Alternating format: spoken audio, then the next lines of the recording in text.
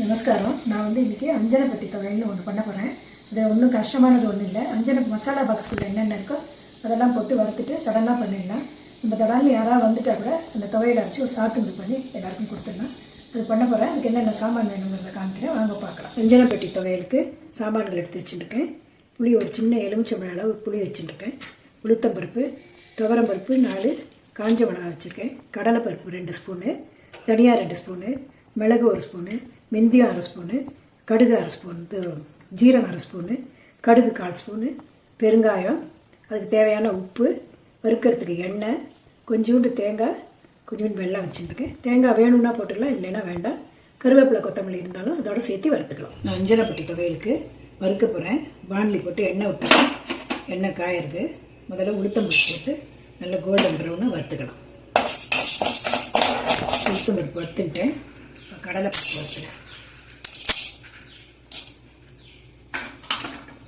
இதுவும் அதே மாதிரியே வறுக்கலாம். கடலைப்பருப்பு வறுத்து இப்போ துவரம்பருப்பு வெந்தயம் 1 ஸ்பூன் போடுறேன். தனியா கொஞ்சம் போடுறேன்.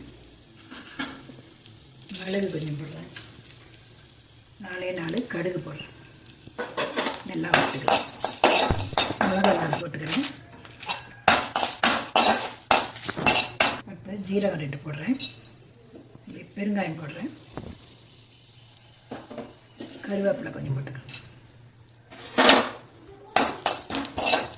அடுப்பு அரைச்சிட்டேன். இந்த தேங்காய் இந்த சூட்லேயே போட்டுடலாம். தேங்காய் வேணும்னா போட்டுக்கலாம், வேண்டானாலும் பரவாயில்ல. இதெல்லாம் ஆறுனதுக்கப்புறம் புளியை போட்டு அரைச்சிக்க வேண்டியதுதான்.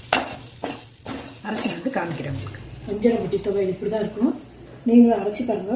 நான் சாதத்துக்கு பிசைஞ்சு சாப்பிட்றதுனால கொஞ்சம் கெட்டியமாக அரைச்சிருக்கேன்.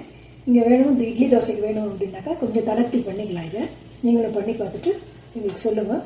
அடுத்த வீடியோவில் சந்திக்கிறேன்.